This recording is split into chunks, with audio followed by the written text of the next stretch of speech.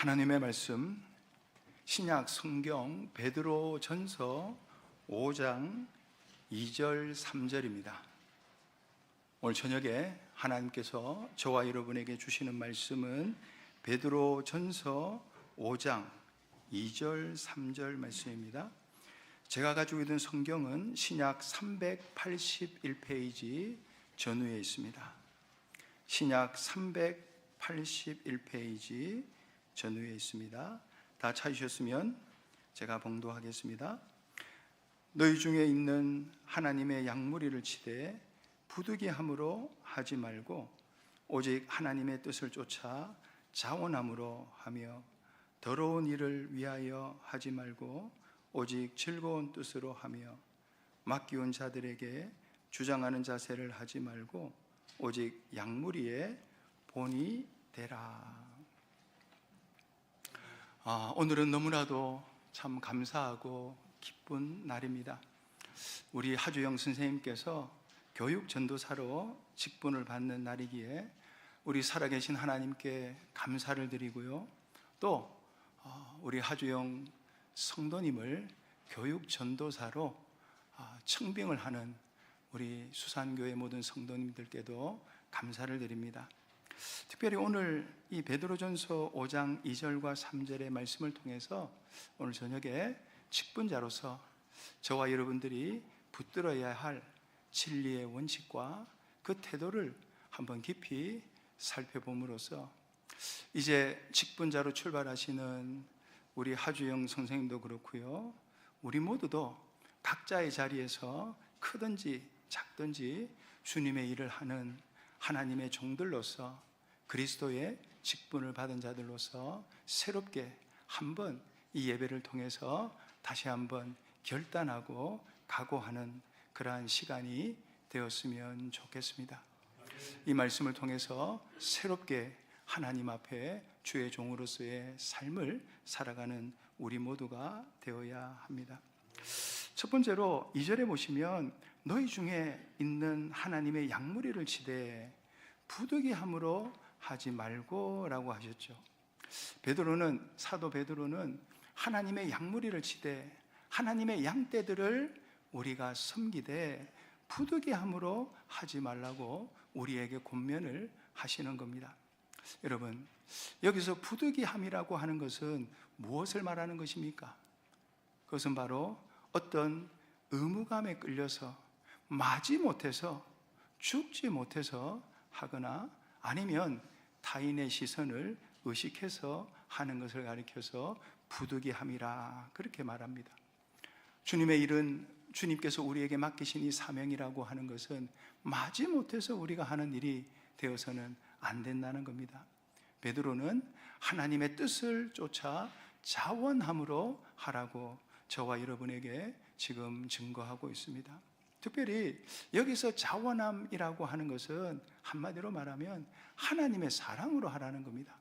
바로 예수 그리스도의 죽으심과 부활하심의 그 사랑에 감동이 되어가지고 감격이 되어가지고 안 할 수 없는 그러한 일, 그 일이 바로 무슨 일이냐 하면은 바로 주의 일이고 복음운동이고 구원운동이라 하는 것입니다.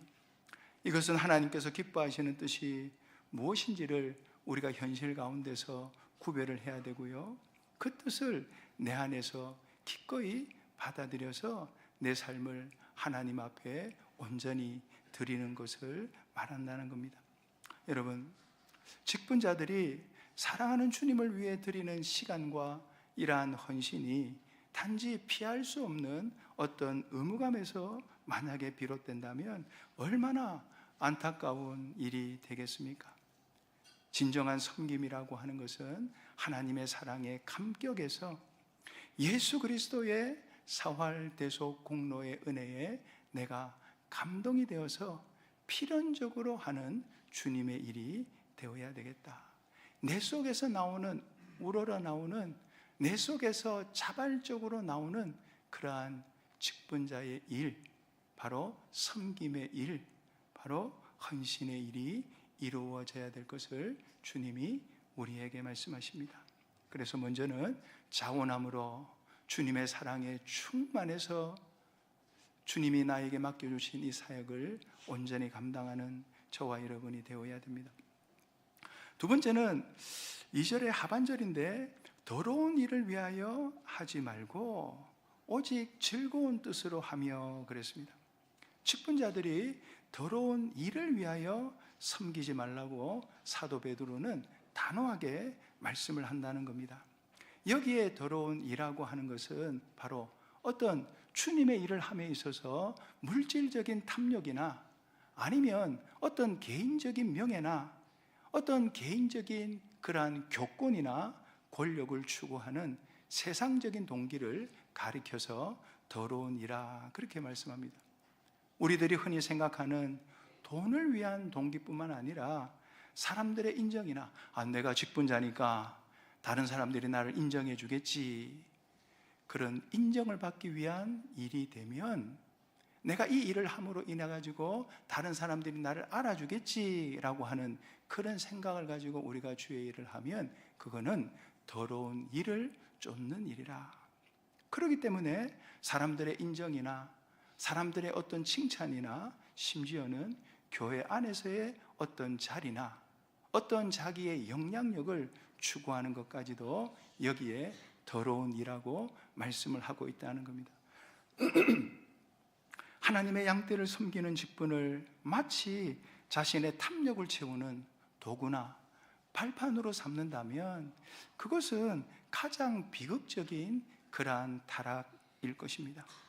그렇기 때문에 베드로는 여기 말씀하시기를 더러운 일을 위해서 하지 말고 즐거운 뜻으로 섬기라고 말씀합니다.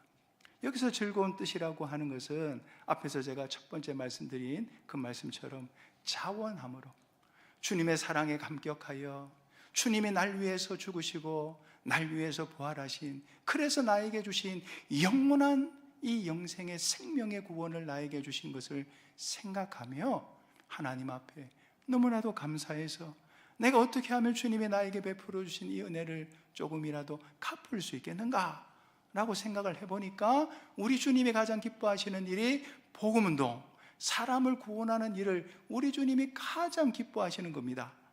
그래서 우리가 이러한 직분을 받아가지고 주님을 기쁘시게 하기 위해서 우리 주님이 나에게 베풀어 주신 그 은혜에 조금이라도, 나는 연약하고 부족하지만 조금이라도 주를 위하여, 주님의 그 은혜를 위하여 사언하기 위하여 우리가 헌신하고 섬기는 그 일이 바로 무엇이냐 하면은 즐거운 뜻으로 하나님을, 이 직분을 감당하는 일이다, 자원함으로 하는 그 일이 된다. 주님이 그렇게 우리에게 말씀하십니다. 직분자들의 섬김이 주님을 향한 사랑과 양떼들을 향한 긍휼과 애통함에서 비롯될 때에 그것은 비로소 즐거운 뜻이 된다. 주님이 그렇게 우리에게 말씀하십니다.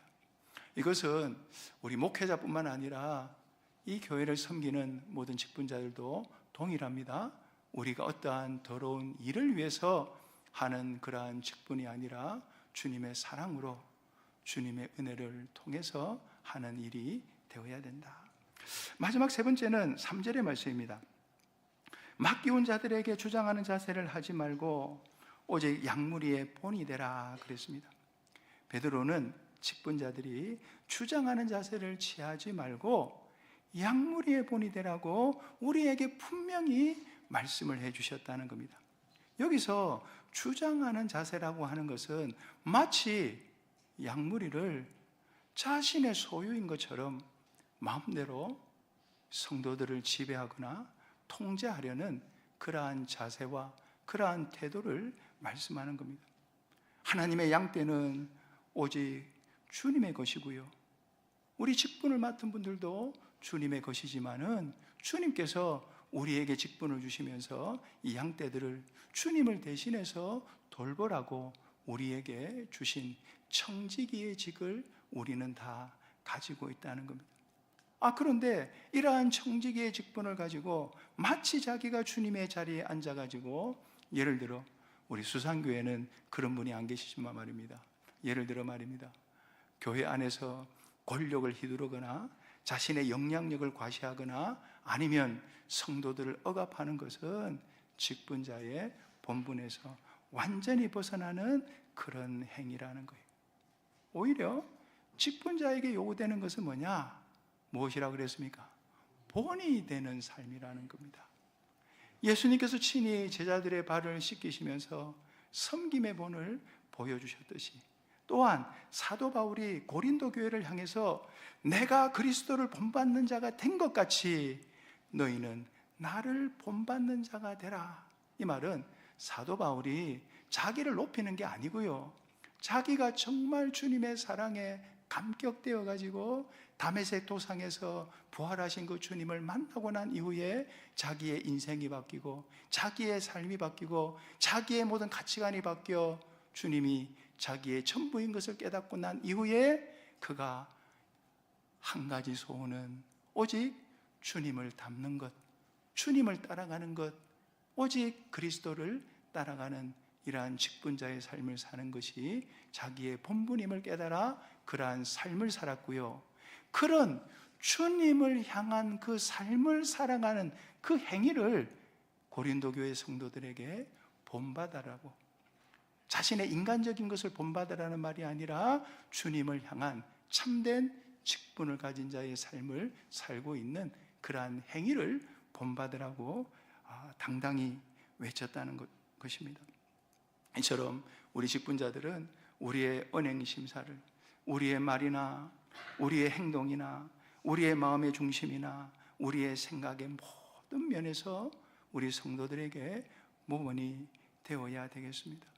우리 하주영 성도님을 만난 지는 얼마 안 되지만은 제가 같이 이렇게 좀 지내보니까 정말 자질이 다른 사람들에게 모범이 될 만한 그런 자질을 갖고 있는 것 같아요. 심성이 착하고 또 다른 사람들을 배려하고 또 자기를 낮추고 남을 이렇게 자기보다 세우려고 하는 그러한 부분을 제가 같이 있으면서 보면서 아침마다 우리 교육자들 직원 회의를 할 때 같이 기도하며 어떻게 하면 우리 청년들을, 중간반을, 또 우리 주일 학생들을 부흥시킬까라고 하는 의논을 하면서 그의 말 한마디 한마디가 저에게 참 감동으로 왔습니다. 참 하나님께 감사했습니다.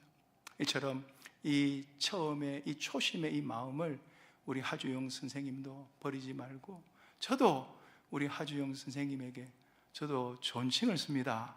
말을 놓지 않습니다. 저는 제가 하주영 우리 선생님하고 이 수산교회에서 목회를 끝나는 그 마지막 날까지 저는 말을 놓지 않을 겁니다. 우린 같이 하는 겁니다. 목사는 높고 교육 전도사는 낮은가? 절대 그렇지 않습니다. 함께 우리 성도님들을 교육자로서 섬기는 같은 통역자입니다.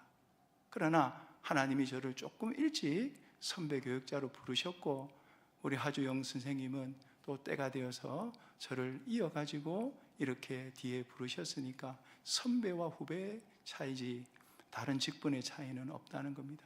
그래서 저는 절대로 우리 하주영 성도, 우리 앞으로 이제 교육 전도사님이 될 건데 우리 선생님에게 저는 말을 놓지 않을 겁니다. 왜냐하면 우리 하주영 선생님이 보니까 그런 자질이 있고 그런 배려심이 있어요. 그러면 저도 우리 하주영 선생님을 배려하고 서로 존중하고 서로 의논하며 우리 수산교회 성도님들을 섬기는 삶을 살 때 그게 뭡니까?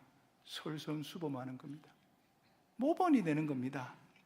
그리스도의 사랑으로, 예수 그리스도의 대속의 사랑을 저와 우리 하주영 성도님이 우리 수산교회 모든 성도님들에게 외식이 아니라 말입니다. 진짜 주님의 사랑을 우리 성도님들에게 보여드리는 것이 우리 직분자들이 걸어가야 될 삶임을 주님이 우리에게 말씀하시고 있죠. 자, 그래서 참된 직분자는 성도들을 지배하는 것이 아니라 하나님의 사랑과 섬김과 희생에서 나온다는 것을 잊지 마시기를 바랍니다. 마지막, 제가 참 좋아하는 분인데요, 이번을 말씀드리고 말씀을 마치도록 하겠습니다.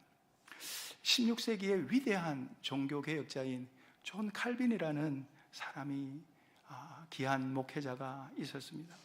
그가 제네바 교회를 하나님 앞에 온전히 거룩하게 많은 사역을 감당하며 정말 말로 표현할 수 없는 고난 가운데서도 그 고난과 역경을 이겨내며 그 제네바시를 거룩한 성시화를 시키는 놀라운 그런 역사가 있었고, 또 우리 개신교를 중세에 타락한 그러한 교회를 개혁하는 그 일에도 헌신했던 분입니다.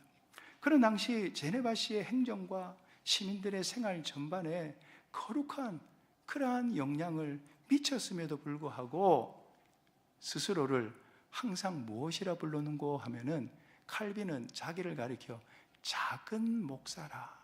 작은 목사. 칼빈이 제네바 아카데미라고 이렇게 성도들을 가르치는, 또 많은 목회자들을 가르치는 그러한 곳을 세웠는데, 거기에 칼빈이 세웠으니까 칼빈이 학장이 되든지 칼빈이 총장이 되든지 해야 되는데, 데오드로 베자를 그 제네바 아카데미의 학장으로 세우고 말입니다. 자기는 그 밑에서 다른 성도들을 가르치는 그러한 선생님으로 그렇게 일을 한 것을 볼 때에, 그는 평생 작은 목사로서 겸손히 목회를 한 것을 제가 책을 통해서 좀 보니까 많은 감동이 오더라고요. 이 말씀을 준비하면서 이 칼빈 생각이 나서 제가 말씀을 조금 증거했습니다. 칼빈은 평생 개인적인 부를 축적하지 않았고요, 그의 생활은 늘 검소했고요, 교회와 성도들을 섬기는 일에 자신의 모든 것을 바쳤습니다. 평생을 이분은 몸이 쇠약했음에도 불구하고, 몸이 종합병원임에도 불구하고 평생 성경을 연구하고 그 연구한 말씀을 증거하고, 더불어 그렇게 연구했던 것을 기록에 남겼는데, 그가 남긴 기록은 위대합니다.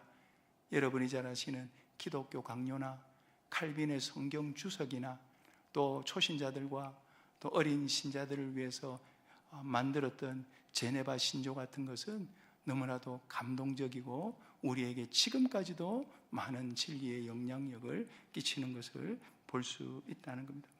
근데 이 칼빈의 감동적인 것은 자기의 죽을 때의 모습입니다.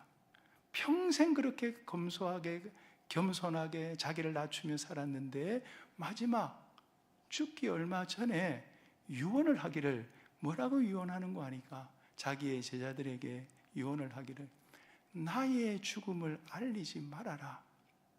또 장례식을 성대하게 치르지도 말아라. 그렇게 마지막까지 자기 제자들에게 모범을 보이면서 주님 앞에 선 것을 우리는 볼 수 있다는 겁니다. 이런 모습에서 우리 직분자들은 어떤 개인의 영광을 위한 것이 아니다. 우리는 하나님의 말씀에 순종하며 하나님의 사랑을 증거하며 섬김과 헌신의 종으로 나아가는 것임을, 이것이 직분자의 삶임을 주님이 오늘 우리들에게 증거해 주십니다. 이 말씀은 우리 목회자에게도 해당이 되는 말씀이지만, 우리 모두는 다 크든지 작든지 다 직분자입니다. 이 세 가지 말씀은 우리 모두에게 동일한 말씀입니다.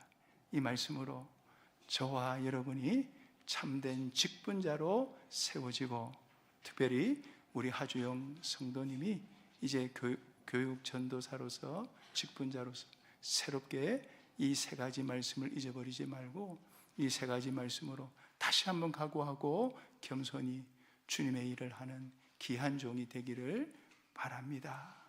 네. 잠시 받은 말씀 생각하면서 통성으로 잠시 기도하시겠습니다.